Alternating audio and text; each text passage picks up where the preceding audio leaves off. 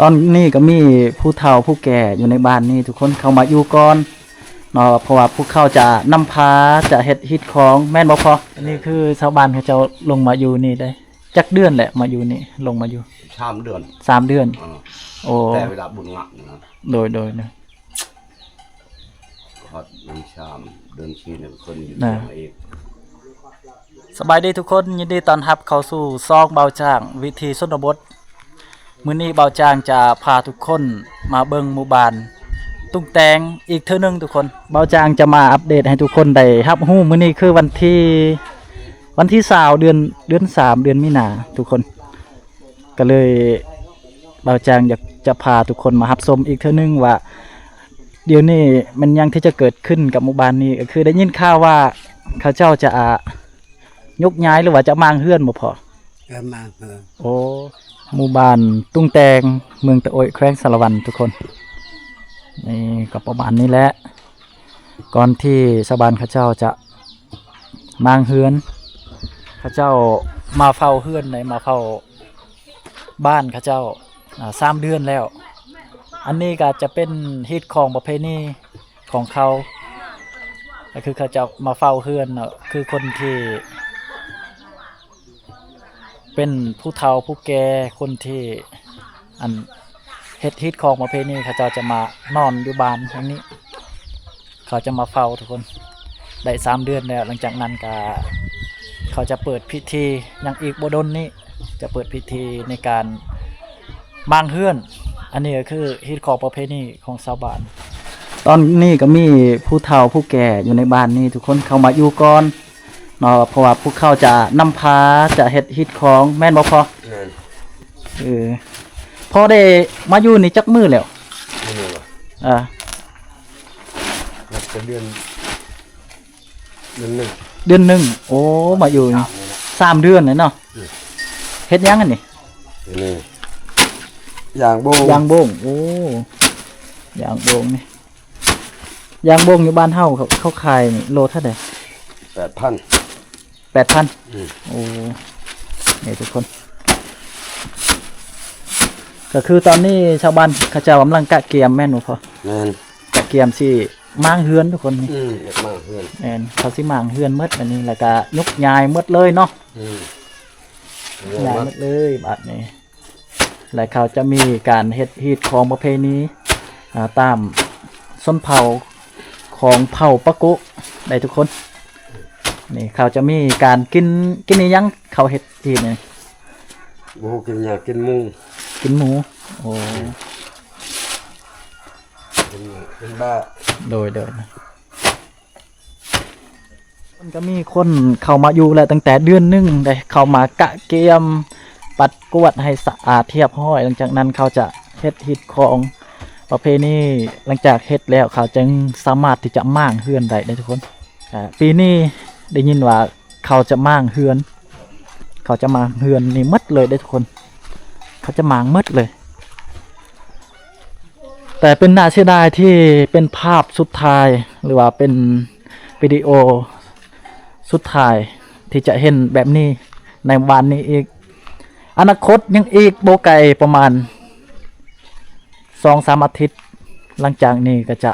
บ่ได้เห็นอีกทุกคนจะเห็นการมางเฮือนในหมู่บ้านแห่งนี้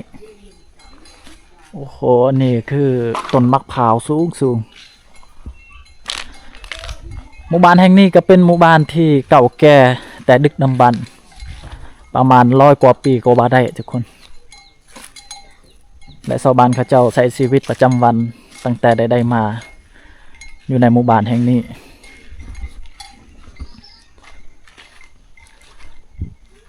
บางคนก็ยังเสียดายทุกคนที่จะทิมบ้านเก่าของเขาเจ้าแต่ว่ามันมีหลายอย่างที่จำเป็นต้องได้ย้ายมีหลายอย่างที่บ่สะดวกทุกคนคือเส้นทางไฟฟ้าสัญญาณ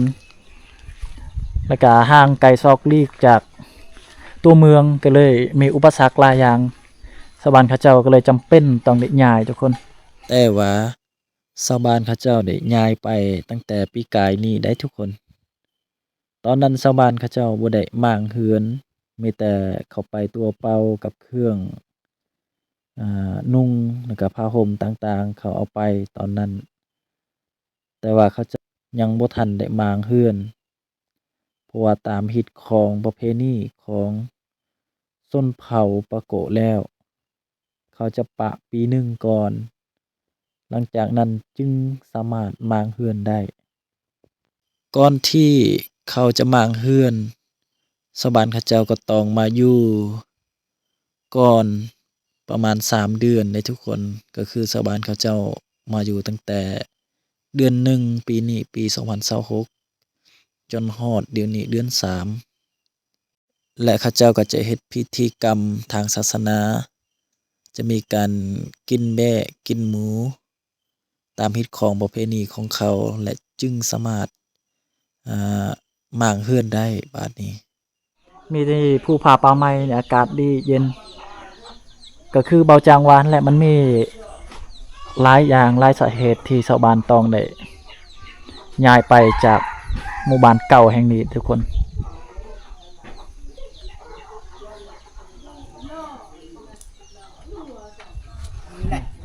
สวัสดีพ่อพอสารนี่งามเนาะสารขายบ่หรือว่าใส่เอง ให้เอง โอ้นี่ข้าวสารงามทุกคน ใส่เวลานี่ก็บ่ดนปานใดเด้เนาะมื้อนึงนี่แล้วบ่ แล้ว โอ้กระเจาะกระผ้าสะดวกสบายในการใส่ไปให้นะไปหากินใส่ของกินใส่ฟืดนะทุกคนอันนี้มันมีหลายแนวที่จะใส่สะดวกสบายโอ้เห็นว่าหลายคนเนาะอยู่บ้านเฮานี่เขาลงมาอยู่นี่ ง่าย เขาสิกะเกียมสิมางเฮือนบ่โอ้นี่ทุกคนมีรถแต่ก็ชาวบ้านก็เจ้าบ้านตึ้งแตงเขาลงมาอยู่ดีก่อน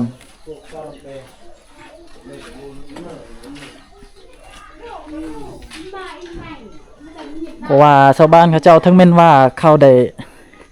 ยกย้ายแล้วหมู่บ้านแห่งนี้แต่ว่าชาวบ้านเขาเจ้าก็ยังมาอยู่มาอาศัยไปเฮ็ดให้บ่ไปส่วนบ่เขาเจ้าก็สามารถที่จะมาพักอาศัยอยู่ในหมู่บ้านนี้ได้ทุกคนเดี๋ยวนี้ชาวบ้านเขาเจ้าก็ยังมาเลี้ยงงัวในบ้านแห่งนี้ตอนนี้แป้น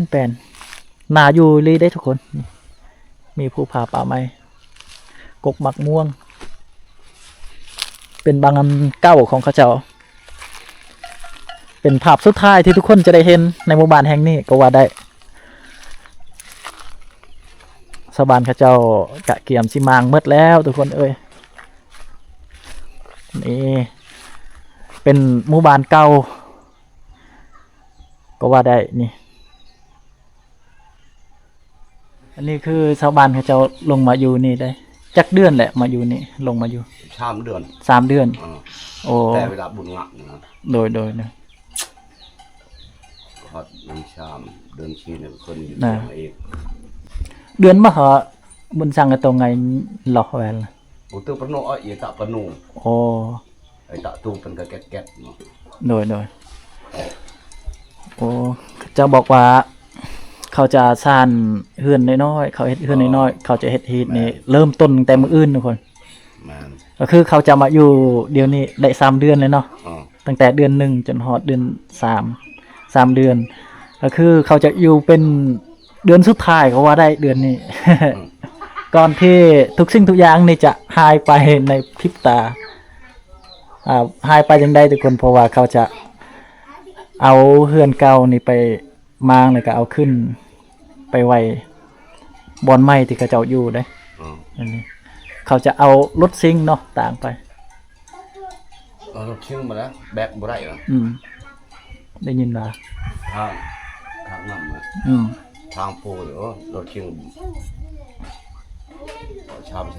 าวสันเที่ยวว่าห้ามเที่ยวและรถซิ่งก็คือเขาเจ้าจะมางแต่เฮือนงามเพื่อนแปลนนี่เขาจะมั่งทุกคน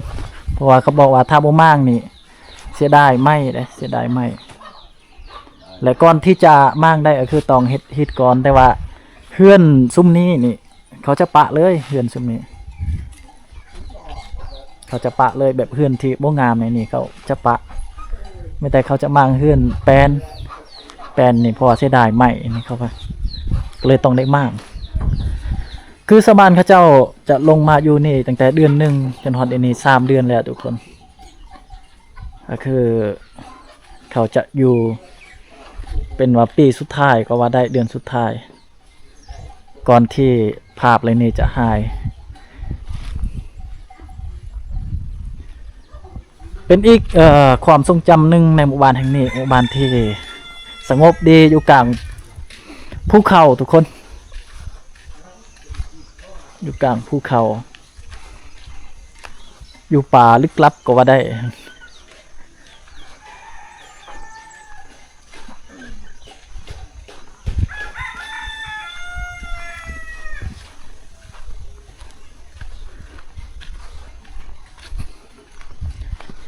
อันนี้คือเบาจ้างอัปเดตให้ทุกคนได้เห็นอีกคือหนึ่งในหมู่บ้านแห่งนี้ว่า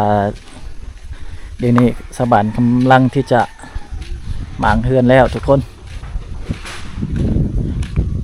ถ้าเบาจ้างมีโอกาสเวลาตอนที่เขาเจ้ามางนี่เบาจ้างก็จะอัปเดตให้ทุกคนได้เห็นอีกเทื่อนึงนี่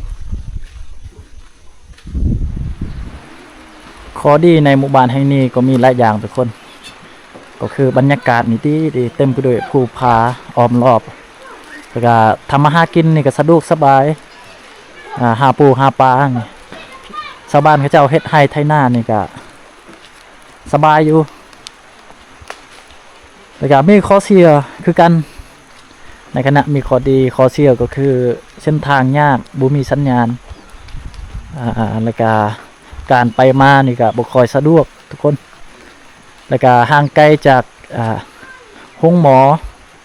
เวลาเจ็บเป็นนี่ก็ยุ่งยาก Ôi, dân phụng cày cử. Cô hả? Ồ, Gì? họ còn tham vàng. Ăn chèn bơ. Em rõ là em nè, đừng chạy cô mình là đừng cư vô là vợ mình mới nạ cư ấy vô là đừng giảm mà trực vào đo. อ๋อเป็นว่าแม่เฒ่าเพิ่นมีลูกชายแล้วก็ลูกชายเป็นคนเทพแล้วก็แม่เฒ่าเพิ่นก็มีสวนเนาะแล้วก็เลยอยู่นั่นอยู่บ้านนี่แหละแล้วก็กี้แล้วมันกี้อันนี้กี้อูโจ้เลยเป็นไงอ๋อตอนแรกนี่ลูกชายเพิ่นมาเดี๋ยวเพิ่นตำข้าวย่า Mình lại bơ, ý đức thì chụp đồn chàn mẹ chủ. Cái nọ này. อ๋อจุดดมแต่สู้ Ờ. เพิ่นเอามาเข้าเลือกนี่มาแต่บ้านใหม่พุ่นล่ะ Nó bự, nó chưa ra vậy nó này. เพิ่นสิแบ่งเป็น2เทื่อเนาะบาดเจอกับเลย Ba là phần. นี่ Cô lấy ra vào bà chồng mà chết.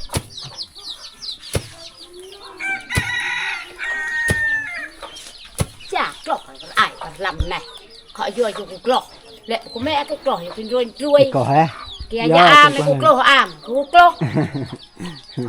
ตัวนี้ Nhà a vô am cái cuaกันแกล้งอย่าเละอย่าโบนางนายยักษ์กับไม้ เพิ่นกำลังว่าเพิ่น ดิ กำลัง แย่ไป สิ จูอินเม เอา เคราะห์แบบนี้เดี๋ยวกินดิแต่เลยบนน้ำหมอก เอาข้าวเปียนให้ไก่ ไป กิน หย่อง ก่อน แต่เอาหน้า แล้วกิน ไว้ ตำข้าวแต่เฮาทำอ่ะ เออ แม่เฒ่ากำลังสิตำข้าวบอกเพิ่นก็เลยเอาตำก็ตำเลยว่ะเพิ่นว่าสิตำข้าวก่อนว่ะหมดแล้วจึงเกลือไก่ นั่น เพิ่นว่า แหละกรอก แม่เฒ่าเพิ่นอายุวังประมาณได้อยู่70 ปีแล้ว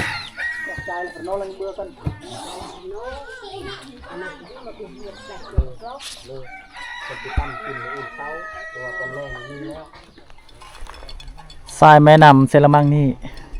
เป็นสายที่ล่อเลี้ยงชาวบ้านในหมู่บ้านแห่งนี้ทุกคนเพราะว่าชาวบ้านเขาเจ้าหากินตักน้ำใส่น้ำกินกับอยู่นี่เมื่อหาปลาหาของกินอีกอย่างกาสายแม่น้ำเซรามังนี่จะเป็นบอนที่ประชาชนเขาเจ้าทำมาหากินนี่เอาทุกคนคลิปนี้กับบูมียังลายมีแต่เบาจ้างมาอัปเดตให้ทุกคนได้รับชมรับเบิงก่อนที่เขาเจ้าจะมางเฮือน สารอยู่ในหมู่บ้านแห่งนี้ก็ให้ทุกคนได้เห็นภาพสุดท้ายหรือว่าบรรยากาศสุดท้ายในหมู่บ้านแห่งนี้ ตอนนี้ฝนกำลังจะตกทุกคนฝนกำลังจะตกแล้วคลิปนี้ก็ขอจบเพียงเท่านี้ก็ขอบคุณหลายๆทุกคนที่ได้รับชมและได้ติดตามซองเบาจ้างและเป็นกำลังใจเสมอก็ขอขอบอกขอบใจทุกคนเด้อบ๊ายบายทุกคนพบกัน EP ต่อไป